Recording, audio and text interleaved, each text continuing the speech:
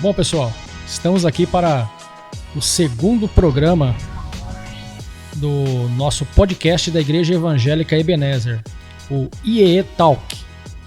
E nós vamos estar falando nesse programa sobre a série que nós iniciamos no domingo, Firmando os Valores em um Mundo de Crise. E para esse bate-papo, o pregador da série, o pastor da igreja, o Robert. Nós vamos estar falando sobre os pontos importantes ali da pregação que foi ministrado no domingo. E como eu não sou nem um pouco polêmico, né? Eu vi que ele comentou no início da pregação, e foi uma das melhores partes, né? Sobre esses inícios de ano de igreja, sempre existem aquelas campanhas extraordinárias para atrair o público. Por diversos motivos, né? Um deles é para atrair dividendos, né? Mas a gente não vai falar muito sobre isso. E sempre tem aquelas campanhas, 7 semanas para 7 meses, né? 12, na vez, né? 12 dias para 12 meses de vitória. E ultimamente eles estão dividindo, né? Estão fazendo em 2 vezes. 2 de 6, né? Porque uma faz no começo do ano e a outra faz no meio do ano. É igual Casas Bahia, eles vão dividindo em várias vezes as pregações. E o Robert falou, olha, aqui a gente não vai fazer esse tipo de campanha. E ele propôs de fazer essa série, Firmando os Valores em um Mundo de Crise. E aí, Robert, o que você tem para dizer a respeito disso daí? Boa noite a todos, boa noite aos irmãos da nossa comunidade local, aqueles que também não fazem parte, mas nos acompanham aqui online. Então, como sempre, né, começa ano, sai ano, sempre nos inícios do ano aí a turma com a mesma ideia de 12 semanas, 12 dias, prometendo aí 12 meses de vitória, né? E a gente sempre, no começo do ano, não é só nesse, mas a gente sempre fala sobre reavaliar, prioridades, e esse ano nós estamos tratando sobre esse tema, né? Firmando os valores em um mundo de crise. Porque acredito que para nós termos não só apenas 12 anos de bênção, mas uma vida de bênção. 12 meses. 12 meses debaixo da mão do Senhor, acredito que a gente precisa estar constantemente se lembrando quais são esses valores bíblicos.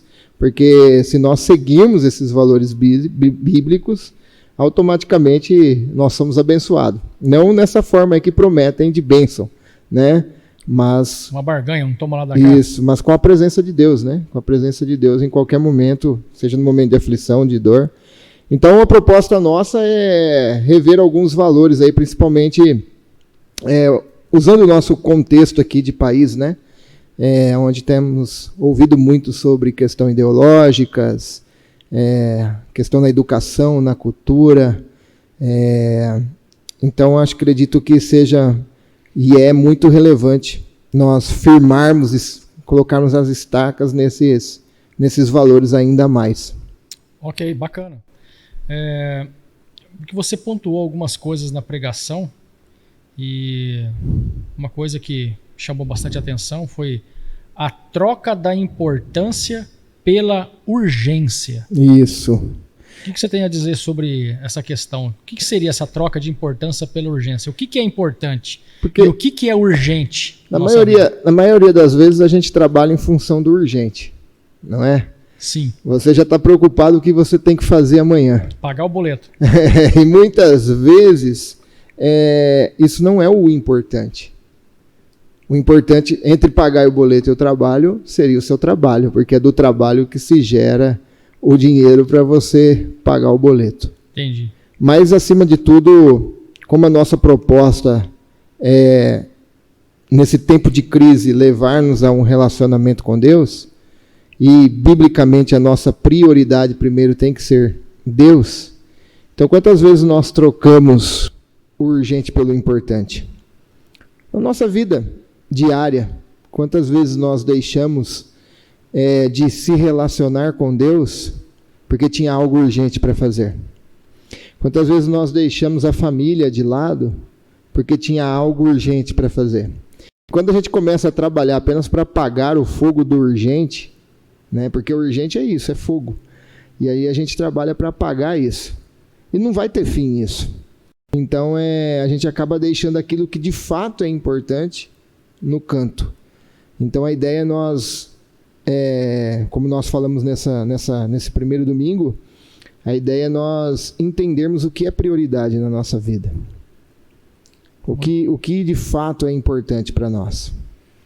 Interessante que você falou de importância e urgência, né? O engajamento no reino de Deus, muitas das vezes as pessoas confundem, né, com essa urgência. Eu preciso ir na igreja, eu preciso fazer tal coisa para a igreja. Sim. Né? E quanto que o importante é você fazer para o reino de Deus. Sim. Em primeiro lugar. E entender, né, que antes de fazer algo para Deus, não só fazer a obra de Deus, mas estar com o Deus da obra. Né? Sim, sim. Então tem gente que troca a obra de Deus pelo Deus da obra. Então É igual trocar o Deus da bênção pela bênção de Deus. Pela bênção de Deus. Então o que é importante? Eu preciso fazer aquilo na própria igreja, tudo em nome de Deus, não é verdade? Preciso fazer aquilo porque é a obra de Deus. Mas antes da obra de Deus vem o Deus da obra. Eu estava conversando com um amigo meu hoje que gravou um podcast também. E na conversa lá no bate-papo, eles falando sobre qual que é o maior problema da igreja evangélica hoje. E aí ele falou, eu usei a frase do Hernandes Dias Lopes, né? Uhum. Fazendo aqui o apelo à autoridade. É a ausência de Deus. A ausência de Deus. Então a gente vê muito isso daí, né? Porque faz-se tanto, mas parece que Deus não está presente naquele local. E aí as pessoas confundem, né? Mas Deus não está presente na igreja? Mais uma vez nós vamos aqui pontuar.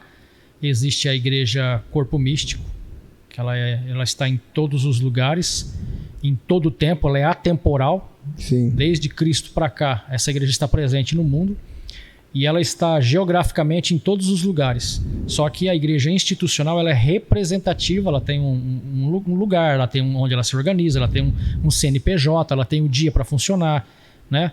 E então essa igreja, muitas das vezes as pessoas confundem esse engajamento institucional com o engajamento do reino. Sim. Acho que foi o Mark Driscoll, se eu não me engano, que falou em um livro que eu li uma vez. Ele fala assim que as igrejas americanas, né, ele citando ali o contexto dele, ele fala que a maioria das igrejas o Espírito Santo poderia sair que ninguém iria sentir falta. Meu Deus do céu, isso é forte, hein? Rapaz do céu, então, assim, vou até anotar aqui, ó. É o convívio com o sagrado, né? O convívio com o sagrado acaba a pessoa ficando numa monotonia aquilo lá. Automático, parece automático, né? Eu acho que é o Mircea Eliade que escreve aquela questão. Tem o Mircea Eliade, tem eu acho que o Otto Maduro, são cientistas da religião, eles falam assim que toda vez que Deus ele se apresenta nas escrituras, você vai ouvir a frase no final, não temas, porque a primeira reação do ser humano é cair de joelhos e todo trêmulo. E aí eles vão escrever que a presença de Deus causa temor e tremor. Sim. Parece que ela não está mais causando nem temor nem tremor em muitos lugares. Sim, eu acho que talvez seja justamente sobre isso, por isso que as pessoas não estão entendendo a importância, né? Os valores que tem essas coisas, o valor de lidar com o sagrado, né? O valor de estar na presença de Deus, porque as pessoas parece que não estão tratando isso como prioridade mais. E com seriedade, né, Robert? E com seriedade. Então, as pessoas estão funcionando assim, como você falou, no automático, entendeu? E a ideia, então, dessa série é justamente isso, fazer cair a ficha. Você lembra daquela passagem, me fez lembrar agora, a passagem de quando a Arca da Aliança foi levada. Sim. Ela ficou quantos anos na casa, acho que de Uzá? Obed-Edom, né? Obed, né? Obed. E ficou ali, quantos anos ali, talvez como um ornamento, sim, como um aparador das plantas da mulher dele. Ficou ali muitos anos e alguém deve ter tocado nela muitas vezes e não aconteceu nada. Sim. Aí, de repente, ela é colocada em cima de um carro, Uzá, né? Vai lá e toca. Cai morto na hora. Cai morto, né?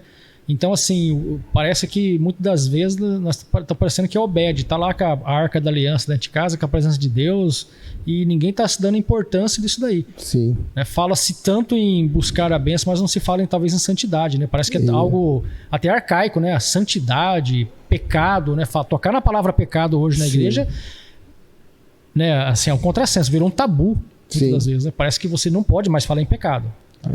É pecado estrutural, é o pecado tal, mas o pecado moral individual do ser humano não se fala. Então a ideia é essa, trazer esses valores, entendeu? Nós vamos falar sobre integridade, nós vamos falar sobre pureza. Então a ideia é nós iniciarmos esse ano com essa ideia do que de fato tem valor e o que nós precisamos priorizar nesse mundo que está em crise ético, em crise moral, econômica, política, em todas as áreas está até no esporte. Até em esporte, né? Meu Deus do céu, perdemos a Copa. Então nós estamos em crise. Então o que a palavra de Deus diz, como nós, como discípulos de Jesus, devemos então nos comportar para que a sociedade veja isso e sinta a diferença. Muito bem. Um dos pontos também que você falou aí, prioridades. E você citou assim, ter uma vida bíblica. Parece até clichê, né?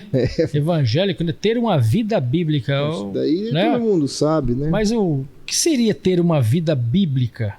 Nós falamos que... Primeiro nós trabalhamos no texto lá de 1 Tessalonicenses, né? Que Paulo chega a eles e diz que anteriormente ele sofreu grande oposição, foi maltratado em Filipos, né? Mas qual foi a reação dele, né? A reação dele foi totalmente ao contrário da nossa, muitas vezes, que pensamos em devolver na mesma moeda, em abandonar, ou... Agora ele vai ver com quem ele está mexendo. Ou cultivarmos algum rancor, algum ódio, né? E o apóstolo Paulo fala que, na verdade, ele não agiu assim. Nem a pregação dele, ele pregava por ganância, ele fala. Não preguei por ganância, nem por orgulho. Ele não fez uso do seu apostolado, mas sempre pregou a palavra, o evangelho. Ele não deu nenhuma carteirada? Não deu nenhuma carteirada. Então ele sempre levou o evangelho, né? E quando nós vemos isso, versículo 2, versículo 3 e 4, fica nítido isso a nós, que o importante para Paulo não era o que ele pensava. Não, eu sou assim, ou eu penso assim, eu vou fazer assim. Né? O importante para Paulo era agir conforme diz as Escrituras. Né? Então, ter uma vida bíblica não basta a gente saber teologicamente. Decorar versículos? Não basta a gente professar lá na frente. Ter uma vida bíblica é você viver de fato aquilo que professa e acredita. Mas colocar isso em prática.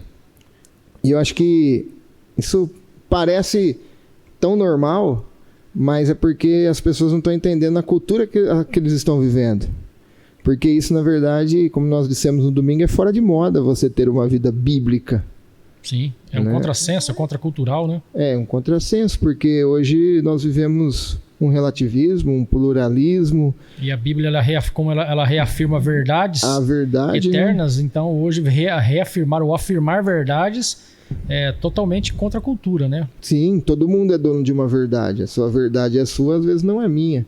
E a minha para mim não é sua, mas a Bíblia não. A Bíblia, ela reafirma que ela contém as verdades de Deus para o homem, para a sociedade, para a família.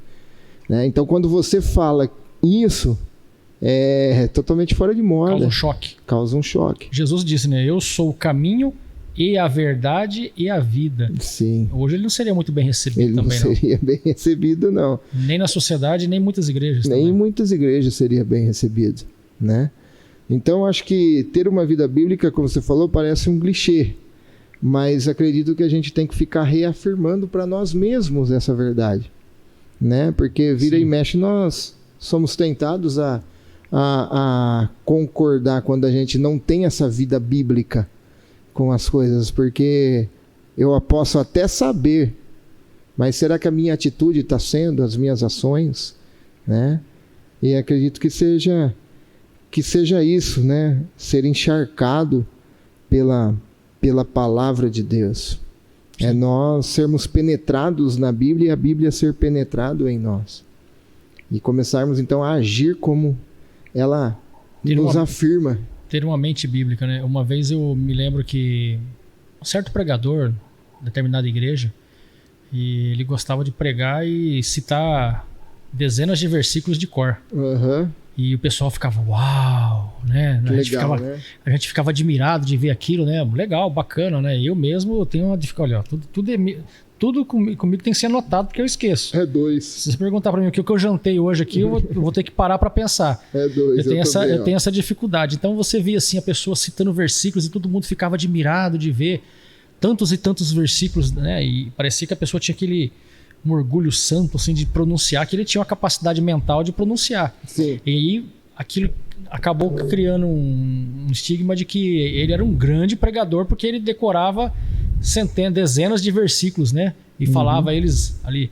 Aí uma certa feita, não sei se foi um professor, se eu vi agora alguém da internet, falou assim que o que vale mais? Você saber dezenas de versículos de cor ou pelo menos a interpretação correta de um? Sim. Né? Porque eu como professor, você sabe, né? Você pastor, você tem um tom mais pastoral. Eu tenho mais um professoral, que eu olho e eu vejo que uma das crises dessa igreja evangélica é uma crise teológica.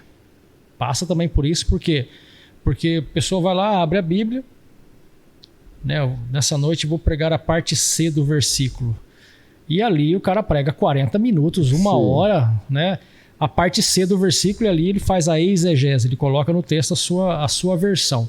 Então, para mim, um dos problemas da igreja evangélica passa pela questão teológica. Entendi. E nós vemos que aqui tem uma preocupação nessa igreja da área teológica, né? Você tem informação, Robert? Fiz alguns anos aí. Uns anos aí de teologia. Você não zerou, não, né? Você sabe. Não tem como, né? Tem como zerar a teologia? Teve uma vez uma determinada pessoa que a gente estava conversando, debatendo, nesses grupos de WhatsApp, né? Aí ele falou assim, olha, eu não vou mais debater com vocês não, porque eu cheguei num nível que não dá mais para debater com vocês. Rapaz. Eu zerei a teologia. Minha área agora é filosofia. Aí sim. Rapaz, eu me senti assim um nada. Então eu zerei, porque eu tô fazendo um curso agora que não tem muito a ver com teologia, então eu zerei ela. Então. Nunca mais eu me esqueci disso daí. Não, eu zerei a teologia. Uhum. Ai, então eu zerei ela dessa forma aí, porque tô fazendo uma coisa que não tem nada a ver. Nem o joguinho do Mario Brothers eu consegui zerar no Super Nintendo. Mas a questão é, Valdir, que o que eu vejo é assim, a questão teológica das pessoas não saberem o que as pessoas estão acomodadas em apenas ser ouvintes, né? Não buscam aprender e entender o que o texto diz, apenas na hora que o pastor prega, alguma coisa assim. E a questão também é só a gente perceber na sociedade, né? Por que a igreja não causa impacto na sociedade? Então, será que essa crise política é só culpa dos políticos? Será que a crise econômica é só crise do mercado econômico? E a igreja não vai chamar a responsabilidade nunca, né? Então, nós vivemos esse analfabetismo bíblico. Sim. Né? E esse analfabetismo, e junto com essa ortodoxia, essa falta de ortodoxia e falta de ortopraxia... Nossa, isso é muito importante. Né? Não vai causar impacto na sociedade. Explica um pouquinho a ortodoxia aí pro público, talvez, né? E ortopraxia. Então, é a prática, né? A ortodoxia é aquilo que nós aprendemos, sabemos, mas a ortopraxia é quando ela entra em prática na vida. No dia a dia. No dia a dia. Então, basicamente é viver aquilo que se prega. Viver aquilo que se prega. Simples, fácil, simples assim. Mas, então, essa falta de junção, igual você falou, o cara sabia decor, tal, né? Poderia até saber a exegese do texto, mas sem a vida prática não vai causar impacto. Então esse convite que parece um clichê de ter uma vida bíblica é algo além, é juntar o que nós sabemos com a ortopraxia, colocar isso na prática, entendeu? Porque a igreja tem que bater no peito e assumir a responsabilidade também, porque é nós que estamos formando desde crianças cidadãos para esse mundo em crise. É nós que estamos trabalhando, formando um futuro advogado, um futuro médico, um futuro político. É nós. Você tocou num ponto importante aí. Uma vez eu vi uma entrevista com o Jonas Madureira falando sobre isso daí. Porque, por exemplo, hoje na igreja evangélica nós nos preocupamos em formar um pastor, em formar um pregador, em formar um cantor, um levita, mas nós não nos preocupamos em formar um bom advogado, então, um bom juiz, né, um bom governador, um bom político. Sim. O que você quer? Eu tenho vocação política. Você quer ser político? Ótimo. Então. Vai investir na carreira, vai estudar sobre relações, né, internacionais, sobre política. Sim. Vai se preparar para aquilo, para quando chegar lá, não ser apenas mais um aventureiro ou apenas alguém que usa aquele como cabide de emprego para a família. E juntar isso, agora, um bom político discipulado, né, para ser um bom discípulo de Jesus, aí nós vamos começar a colher isso daí. Sim. Futuramente, entendeu? Você vai num posto médico, você vai ter ali um médico discípulo de Jesus, não um médico que pica o cartão e vai embora para casa e volta à noite para fazer a saída. Você chega de madrugada lá com dor, o cara tá dormindo e não te atende. Entendeu? Não, ele entende primeiro que ele é um discípulo de Jesus. Então ter vida bíblica é expor essas verdades para fora. Foi Lutero que falou, o que eu faço? O que você faz? Eu sou sapateiro. Faça o melhor sapato possível e venda por um preço justo. Você vai estar glorificando a Deus. É isso. É isso. Então ter vida bíblica é isso. É as pessoas entenderem que não importa onde eu estiver,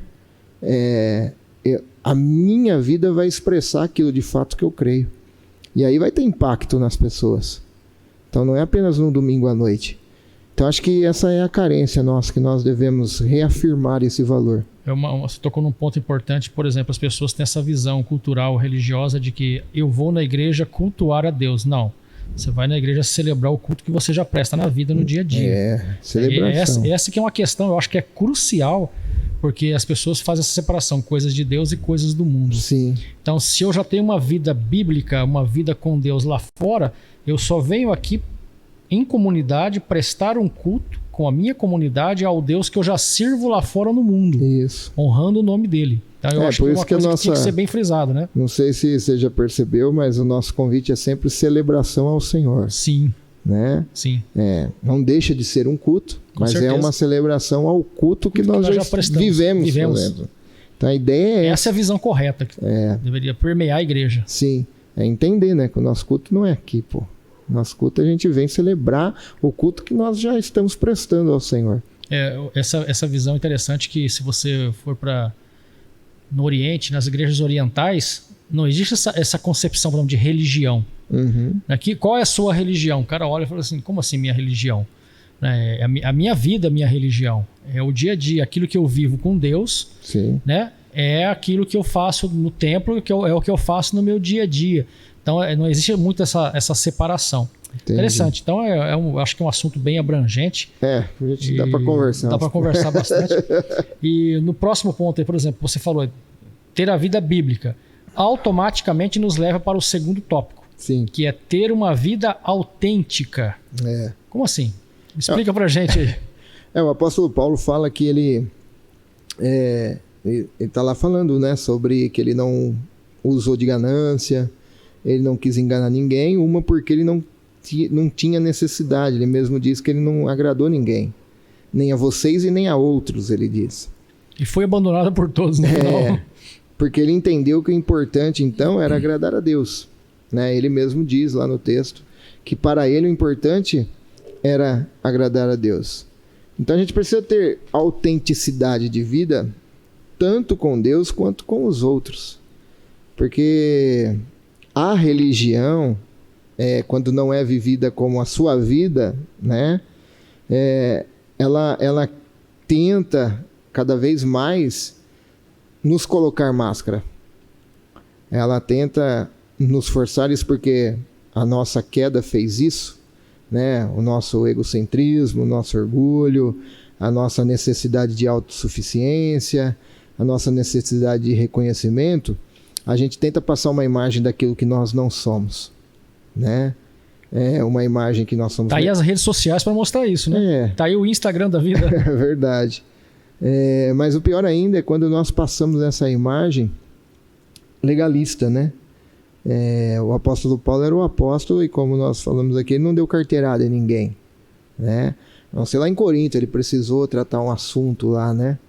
Mas ele não chegou dando carteirado, vocês ficam quietos que eu sou apóstolo e assim se vai, né? O importante para ele era saber que Deus o conhecia da forma que ele era, né? Mas isso juntava então com a firmeza que ele tinha na palavra. Então ele mesmo sabia quem ele era. E ele sabia tanto que ele disse que ele era o maior de todos os pecadores. Então essa é a necessidade de nós sabermos quem nós somos. E isso traz para nós autenticidade, porque quando eu entendo que eu sou o maior de todos os pecadores, eu não preciso viver escravizado com uma necessidade de ser aceito por alguém. Eu não preciso viver escravizado por uma necessidade de reconhecimento. Todo momento, né? A todo momento. Caça like, caça clickbait. E Deus nos aceita, nós somos filhos amados de Deus agora. Então, quando a pessoa tem uma vida autêntica, isso agrada a Deus, primeira coisa. E segunda coisa, que ela desfruta mais da vida, porque ela não tem nada para provar a ninguém. Ela não tem aquela neura, né? Aquela neura. De autoaceitação, né? De se firmar na sociedade. Não tem uma bela imagem para proteger. Isso né? Daí. Não tem essa... não fazem tipo daquilo que são, que não são. Não, ela entende que ela está fazendo a vontade de Deus. Então, se fizer isso daí, os psicólogos vão ficar sem emprego. Elas não estão temerosas de serem descobertas, porque Deus sabe quem é, né? Mas é lógico que isso vem, então, com essa transformação do Espírito Santo. As pessoas confundem, né? Como nós falamos, de ser autêntico é ser sem educação. Eu sou autêntico. Eu sou aquele meme, né? Eu sou sal da terra, mas não é para ser sal grosso, né? Isso. Falta com respeito com os outros. Não, quando falta com amabilidade, né? Com amabilidade. Mas quando eu sou autêntico e tento agradar e busco agradar a Deus, isso logicamente vai mudar a minha vida. É impossível a pessoa falar que está agradando a Deus, que busca agradar a Deus, e não houver mudança. Então isso mudando a minha vida, automaticamente também vai gerar isso atingindo o próximo. Aí as pessoas pegam e invertem os valores. Não, eu sou autêntico, eu falo na cara, eu sou autêntico, não levo desaforo para casa. Não é nada disso. Né? O que é importante para mim é agradar a Deus, eles dizem, né? Você pouco importa, né? Não, o apóstolo Paulo agradava a Deus, isso gerava para ele perseguição, mas como nós vamos ver aí no próximo aí, ele disse que ele não foi só com as boas novas, mas ele, fosse possível, ele daria a própria vida, se agradar a Deus. Isso é ser autêntico. Ao mesmo tempo que ele diz que ele não falou palavras bajulando eles e nem ninguém, ele disse também que, se fosse possível, ele daria a vida para eles.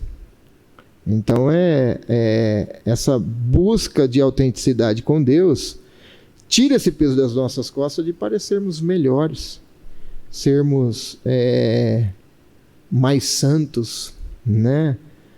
Aparentemente, né? Exteriormente, quando na verdade está tudo ruim, as pessoas estão passando uma imagem, né? Um dos maiores exemplos, nosso Senhor Jesus, quando ele pregou o primeiro sermão dele, né? Bastou apenas um sermão e o povo viu a diferença. O povo olhou e falou assim: pera um pouquinho, esse moço aí prega diferente. Sim. Ele prega com quem tem autoridade. Isso. Né? Porque lá tinha aquelas duas correntes na época dos dois rabinos, né? O Hillel e o Shammai, que eles pregavam e arrastavam as multidões atrás. De repente aparece o Galileu e ele prega um sermão. O pessoal olha e fala, pera um pouquinho, tem alguma diferença aí. Né? Ele prega diferente. O pessoal deixa o Hilel, deixa o Shammai, deixa os fariseus e vai atrás de Jesus. Sim. Nem despertou a dor de cotovelo do pessoal da época, imagina, né? Jesus dá uma peneirada, né? Quando vai juntando. Nós vamos falar sobre isso domingo, hein? Fica o spoiler aí. Ui, qual que é o spoiler aí? Jesus dá uma peneirada ainda no povo aí. Meu Deus, mas Jesus faz isso também? Pois é, né? Aí ele não é inclusivo? Oh, meu mas Deus a ideia é essa, Valdir, de as pessoas entenderem que o importante, a prioridade é agir com autenticidade com Deus. E não só com Deus, com os próximos, né? Sim. Porque isso é libertador para a própria pessoa. Para a própria pessoa. Legal. Então vamos lá pro mais um tópico aí. A gente já falou sobre as prioridades, sobre a troca da importância pela urgência. Né? Estamos aqui falando sobre a série de pregações deste mês. São firmando os valores em um mundo de crise. Né, um mundo em crise. As prioridades que é ter uma vida bíblica, uma vida autêntica e o último agora que é ser cheio de graça e compartilhar a graça. Ser cheio de graça e compartilhar a graça. Fala pra gente um pouco aí, Robert, sobre isso daí. O apóstolo nos mostra isso, né? Que nós recebemos graça. Que essa graça não pode ficar presa em nós. Nós recebemos para compartilhar. Né? Então é lógico que essa graça que nós compartilhamos tanto é como a salvação, mas como as bênçãos que nós recebemos. Graça é presente, né? Carisma, né? Então primeiramente nós recebemos Jesus nos recebeu, na verdade, através da graça de Deus manifesta na cruz, no Filho Jesus. E com isso nós somos abençoados. A palavra nos diz que nós já recebemos todas as sortes de bênçãos espirituais. As regiões celestiais em Cristo Jesus. Então nós somos abençoados. Então, se nós formos notar para o texto onde nós lemos no capítulo 2, o apóstolo usa várias palavras lá. Paulo fala como uma mãe, Paulo fala como crianças dóceis e carinhosas, Paulo fala como uma ama, né? Então Paulo usa palavras mostrando como ele estava tratando aquelas pessoas, como ele estava compartilhando não só o evangelho, mas a própria vida, ele diz com eles. Para esse homem, então, era essa atitude de compaixão com os outros era prioridade. Então a gente entende, né? Nós falamos aqui que há uma carência teológica, né? Mas Paulo também, ele apresentava os fundamentos teológicos, doutrinários, mas ele não despejava só teologia na cabeça das pessoas. Sim, sim. Né? Ele também vinha com vida, com compaixão, com amor, mostrando a misericórdia de Deus, né? Então, como nós falamos, a gente não fala que nós precisamos rejeitar a convicção de pecado. Não é isso. Quando nós falamos, as pessoas entendem, às vezes, as pessoas são tendenciosas a ir de um extremo para outro, sim, né? Sim. É só amor, né? É só graça. É só justiça. É só justiça. Então, quando nós falamos... Existe o equilíbrio, né? Existe o equilíbrio. Então, o apóstolo Paulo não despeja teologia nos outros. Ele despeja teologia, mas com vida. Então, as pessoas entendem que quando a gente fala de amor, nós estamos, então... mas então pode aceitar tudo. Né? Não, não é isso. Nós não rejeitamos a convicção de pecado para termos uma vida desregrada e libertina. O que nós falamos é que nesse evangelho que nós anunciamos, que confronta o pecador, que confronta o pecado, que denuncia o pecado, ele tem que ser falado com laços, com fios de compaixão. Então mas é só paulada? Só cajado, irmão. É só paulada? Não, o evangelho nos mostra que nós somos pecadores. O evangelho nos mostra que nós somos desobedientes. Sim.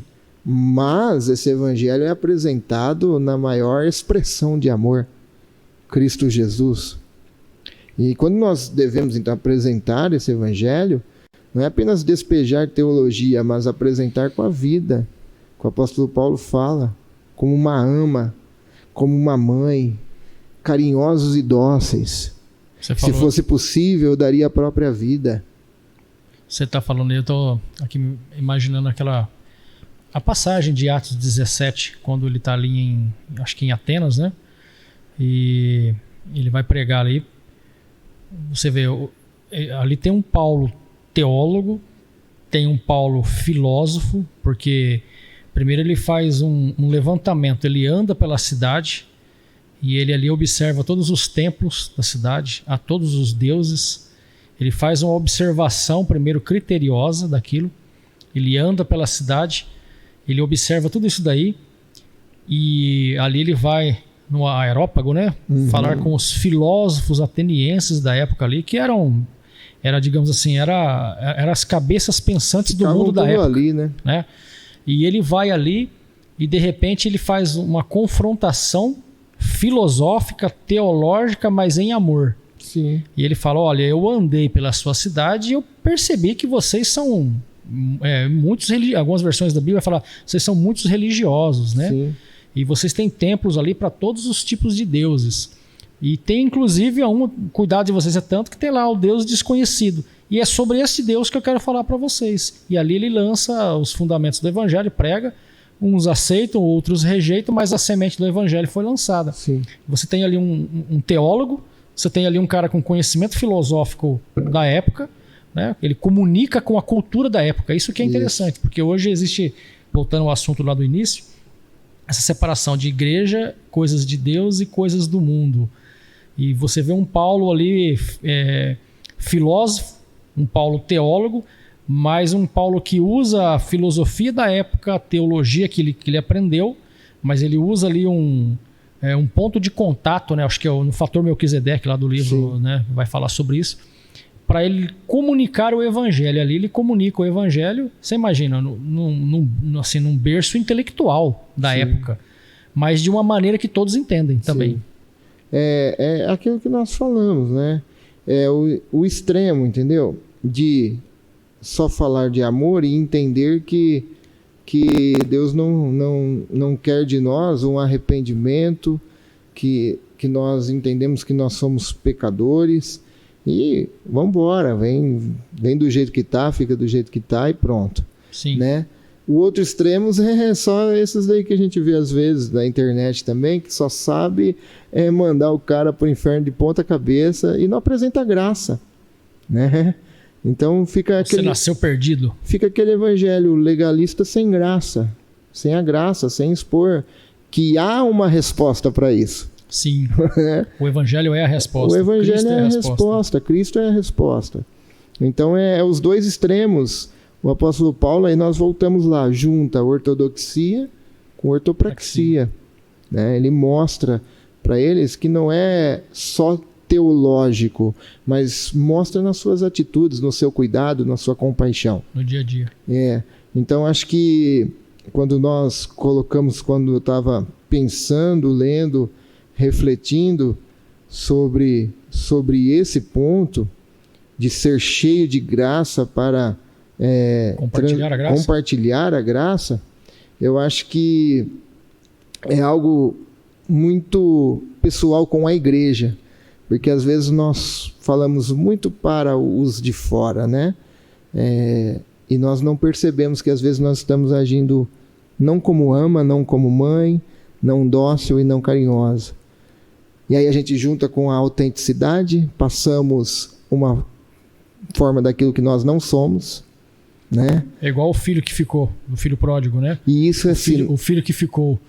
Eu tenho te servido, eu fiz tudo para você minha vida toda, né? Você não me dá nenhum cabrito para mim festejar? Sim.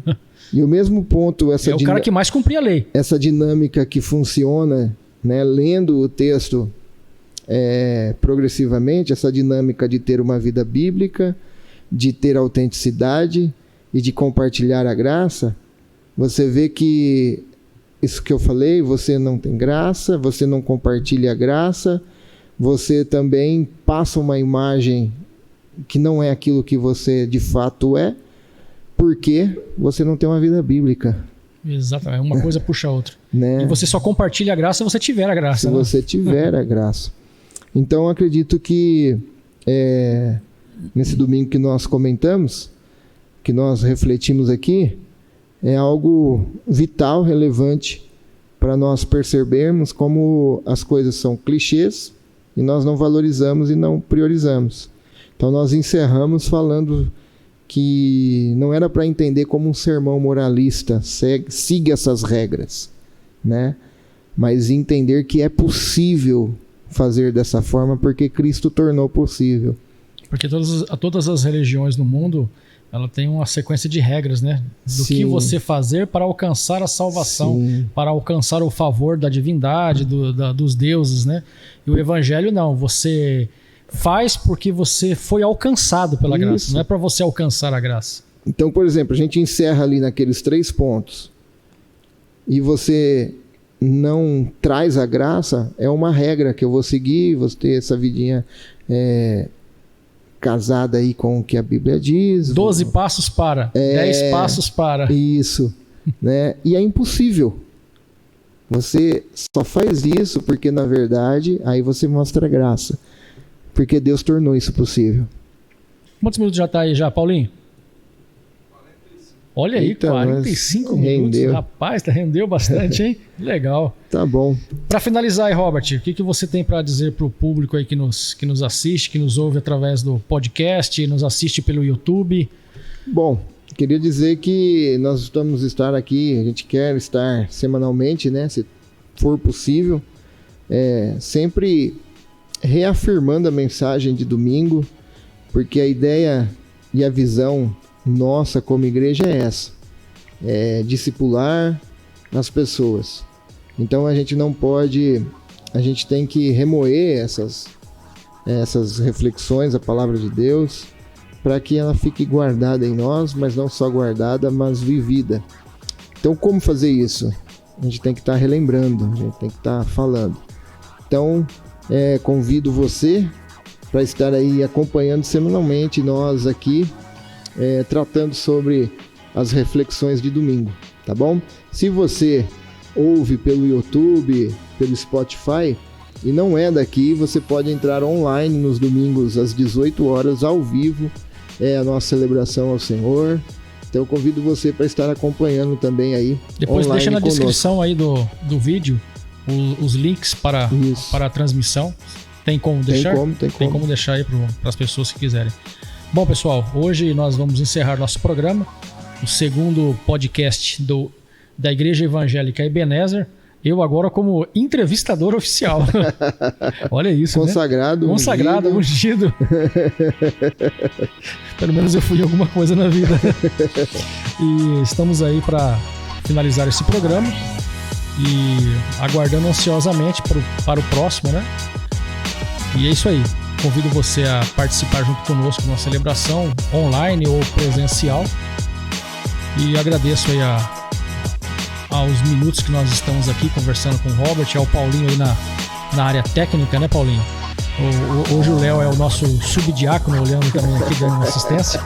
Estamos aí todos juntos aí. Beleza, pessoal? Um grande abraço, Deus abençoe a todos. Fique com Deus. Amém, valeu.